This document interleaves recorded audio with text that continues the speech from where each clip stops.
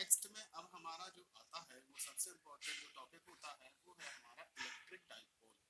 देखिए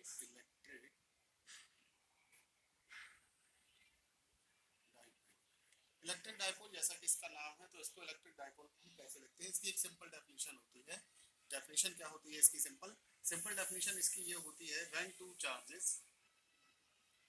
charges which are equal and opposite, when two charges which are equal and opposite and same in magnitude separated by a distance suppose हम यहाँ पर अगर d ले लें, d बराबर 2l भी ले सकते हैं या d ले लें, this is known as electric dipole। तो यहाँ पर आप इसकी डेफिनेशन लिख सकते हो, the arrangement of two equal and opposite charges separated by a distance is known as electric dipole. ये हमारा इलेक्ट्रिक डाइपोल हो जाएगा। नाउ अब हम पढ़ते हैं electric dipole moment. Electric dipole moment electric dipole moment की जो डेफिनेशन है वो हमारी यहीं से बन के आती है। यहाँ पर दो चार्जेस हमारे जो थे इक्वल और अपोजिट थे, कुछ दूरी पर रखे हुए थे, इसको हमने इलेक्ट्रिक डाइपोल कहा है। तो इलेक्ट्रिक डाइपोल मोमेंट जो है वो इसकी वैल्यू होती है। सबसे पहले लिखेंगे it is denoted by P, it is a vector quantity,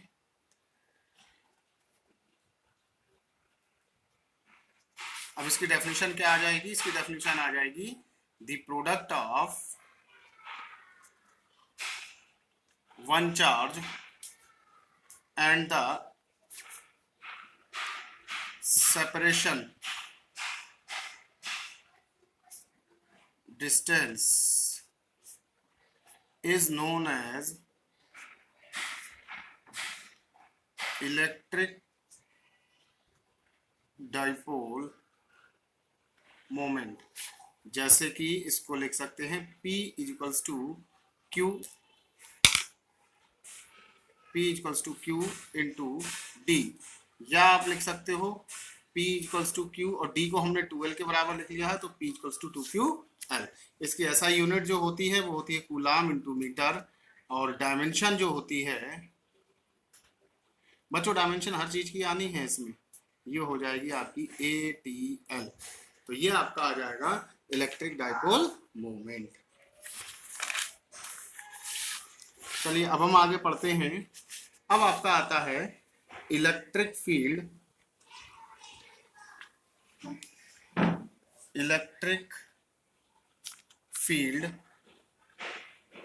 intensity. Electric field intensity, और ये आती है due to dipole at axial. Due to dipole at axial, तो due to dipole at axial का मतलब क्या होता है कि हम इसमें जैसे ये दो चार्जेस ले लिया आपने, सपोज ये एक माइनस क्यू हो गया, एक प्लस क्यू हो गया, इनके बीच की डिस्टेंस सपोज 2L हो गई, ठीक है। यहाँ से इसकी एक्सियल पोजीशन पर कोई पॉइंट P है और डाइपोल के मिड पॉइंट से P तक की डिस्टेंस सपोज हमारी R है। इसको हमने पॉइंट दे दिया A और B, तो B से P की डिस्टेंस हमारी हो जाएगी R माइनस L, और A से P तक की डिस्टेंस हमारी हो जाएगी R plus L। So you have to find electric field intensity due to both of the charges at point P। Now we have to calculate, जैसे कि सबसे पहले इसका प्रीफेस ले लेते हैं, electric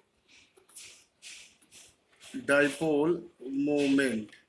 electric dipole moment P बराबर होता क्या है? P बराबर जैसा कि हम जानते हैं Q इंटू डिस्टेंस, तो P बराबर 2Q है, जैसे इक्वेशन फर्स्ट मान लेंगे। Now you have to find out electric field intensity due to both charges at point P. So take first charges, electric field intensity due to first charges and electric field intensity due to second charges and add to each other। कैसे करेंगे देखिए, आप लिखेंगे electric field intensity due to positive charge. Positive charge की वजह से जब आप निकालेंगे तो इसको सपोज E1 बराबर ले लीजिए, E1 बराबर आपका आ जाएगा 1/4 pi epsilon naught Q upon BP²। तो ये हो जाएगा basically 1/4 pi epsilon naught Q upon R minus L का होल स्क्वायर, समीकरण नंबर 2। अब बच्चों यहाँ पर हम बात कर लेते हैं इलेक्ट्रिक फील्ड इंटेंसिटी की डायरेक्शन की। जो डायरेक्शन है तो वो दो चार्जेस की, जैसे अब हम Q चार्ज की वजह से जब निकालेंगे किसी पॉइंट P पर, तो E की डायरेक्शन तो E1 की डायरेक्शन तो इधर को आएगी, और अगर E2 की डायरेक्शन देखें तो यहाँ से चूंकि पॉजिटिव डायरेक्शन में क्या होता है कि इलेक्ट्रिक फील्ड इंटेंसिटी बाहर की तरफ को जाती है, नेगेटिव चार्ज की तरफ होता है अंदर की तरफ। तो यहाँ से जो नेगेटिव चार्ज के लिए जो इलेक्ट्रिक फील्ड इंटेंसिटी होगी वो इसके अपोजिट होगी E2। तो यहाँ से आप देख सकते हो कि E1 जो इसकी वजह से प्लस Q1 की वजह से है वो पॉजिटिव है, क्योंकि उसी पॉइंट की तरफ की डायरेक्शन को दिखा रहा है जिस पर हमने निकालना है, और E2 जिसके लिए हमने माइनस Q की वजह से देख रहे हैं वो इसके अपोजिट आ जाता है। तो यहाँ से हम साइन निकाल के लगा सकते हैं, साइन आपका पॉजिटिव और नेगेटिव हो जाता है। तो similarly electric field intensity due to minus charge is, ये हो जाएगा आपका E2 equals to 1/4 pi epsilon naught Q upon AP², that will be 1/4 pi epsilon naught Q upon R plus L का whole square. Question third, now electric field intensity due to dipole is, that will be हो जाएगा E equals to E1 plus E2। अब E1 और E2 की जो values हैं वो आपको लगानी है।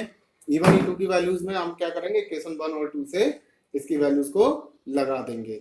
तो इसमें जो इक्वेशन 1 और 2 की जो वैल्यूज हैं उसके हिसाब से आप जब इसको ऐड करोगे, मैं थोड़ा डायरेक्ट कर दे रहा हूँ, Q कॉमन ले लिया 1/R माइनस L का होल स्क्वायर और माइनस 1/R प्लस L का होल स्क्वायर। इसको थोड़ा सॉल्व करेंगे, Q/4 pi epsilon naught R plus L whole square minus R minus L whole square upon R² minus L² का whole square.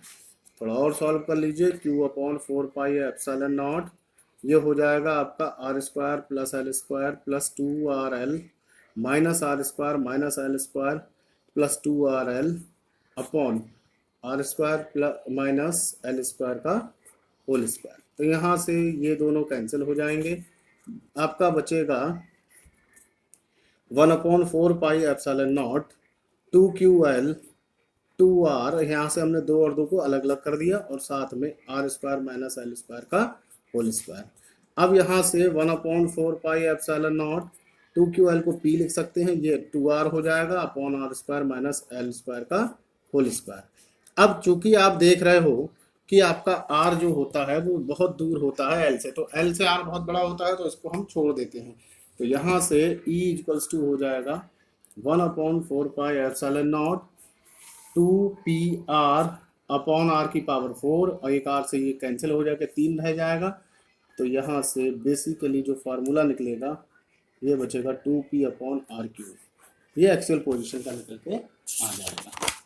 अब हम बात कर लेते हैं इक्वेटोरियल की। इक्वेटोरियल के लिए ऐड इक्वेटोरियल, इक्वेटोरियल के लिए अगर हम बात करें तो इक्वेटोरियल के लिए भी डायग्राम मैं बना देता हूँ फटाफट। -Q प्लस Q, बाकी सारी डायमेंशन सेम रहेंगी, A B, कोई पॉइंट P। इक्वेटोरियल का मतलब होता है एट 90 डिग्री एंगल। इस तरह से ये इसका डायग्राम बन जाएगा। अब आप देखें जरा, इस पॉइंट P पर जब आप निकालेंगे तो -Q की वजह से जो डायरेक्शन है वो नीचे की तरफ है, प्लस Q की वजह से जो डायरेक्शन है वो ऊपर की तरफ है। -Q के लिए आपका जो इलेक्ट्रिक फील्ड है वो E2 है, प्लस Q की वजह से आपका E1 है। तो होता ये है बेसिकली कि इनके E1 साइन थीटा और E2 साइन थीटा जो होते हैं वो इक्वल और अपोजिट होने की वजह से एक दूसरे को कैंसिल कर देते हैं, वाइल आपका जो E1 कॉस थीटा होता है और E2 कॉस थीटा जो होता है वो अंदर हो जाते हैं। क्यों? क्योंकि आप देख रहे हो ये दोनों यहाँ से कुछ एक एंगल बनाते हुए हैं, ये पॉइंट P। तो इसी बेस पर हम इसको सॉल्व करते हैं। निकालने का तरीका वही है, सबसे पहले आप P बराबर 2QL मान लेंगे, ये समीकरण 1 हो जाएगी इसके प्रीफेस मानते हुए। उसके बाद आप निकालेंगे, यहाँ लिख लेंगे, यहाँ लिखेंगे कि there the vertical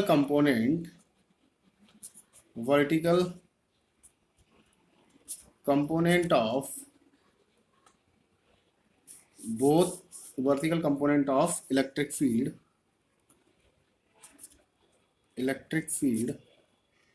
due to both charges are equal and opposite. यहाँ पर आप नॉर्मल भी लिख सकते हो कि since the vertical component या normal component of the electric field due to both charges are equal and opposite, so they cancel out each other.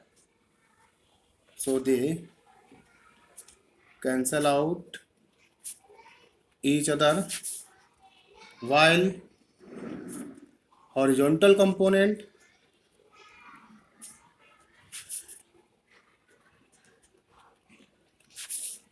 are add up to each. So यहाँ पर आप देख रहे हो कि E1 sin theta E2 sin theta जो है एक दूसरे को कैंसिल आउट कर देते हैं, लेकिन E1 cos theta E2 cos theta एक दूसरे को जोड़ देते हैं. तो अगर हमने यहाँ पर निकालें कि electric field due to dipole, dipole का मतलब ये होता है both of the charges, due to dipole both of the charges, तो E इक्वल्स टू हो जाएगा E1 cos theta E2 cos theta. यहाँ से E बराबर E1 E2 चूंकि बराबर है, बराबर बराबर डिस्टेंस है. अगर आप देखें तो ये डिस्टेंस हमारी R है, ये डिस्टेंस हमारी L है, तो ये हमारी हो जाएगी root R square plus L square. Pythagoras theorem से आप इसको निकाल सकते हो. तो ये हो जाएगा आपका, क्योंकि आपका E1 E2 दोनों बराबर डिस्टेंस पर है, तो ये आपका 2E1 cos थीटा, क्योंकि E1 E2 बराबर बराबर, यहाँ लिख लेंगे कि E1 बराबर E2. ठीक है, तो यहाँ से E बराबर हो जाएगा 2, E1 की डायरेक्ट वैल्यू लगा देंगे हम 1/4 pi epsilon naught Q upon R square plus L square. Under root लगा हुआ है तो होल स्क्वायर से वो कैंसिल हो जाएगा और साथ में आ जाएगा आपका cos थीटा. अब आप यहाँ से cos थीटा की वैल्यू लगा दीजिए 1/4 pi epsilon not 2Q R square plus L square. ठीक है, अब यहाँ से cos थीटा की वैल्यू जब आप लगाएंगे, cos थीटा बराबर क्या होता है, बेस अपॉन हाइपोटेनियस. बेस क्या है हमारा L, हाइपोटेनियस हमारा क्या है under root R square plus L square. तो यहाँ से E बराबर हो जाएगा 1/4 pi epsilon naught 2QL R square plus L square under root R square plus L square. इसको और थोड़ा सा सॉल्व कर लेते हैं. ये हो जाएगा E बराबर 1/4 पाई एप्सिलॉन नॉट 2QL को हम P लिख देते हैं और R square plus L square की पावर 3/2, और फिर से वही बात कि R is more greater than L. So E equals to आपका हो जाएगा 1/4 pi epsilon naught P upon R की पावर 3. ठीक है, ये हमारा हो जाएगा electric field intensity due to both dipole. इसके आगे का आता है आपका गॉस थ्योरम और इलेक्ट्रिक फ्लक्स, उसके बारे में हम कल चर्चा करेंगे.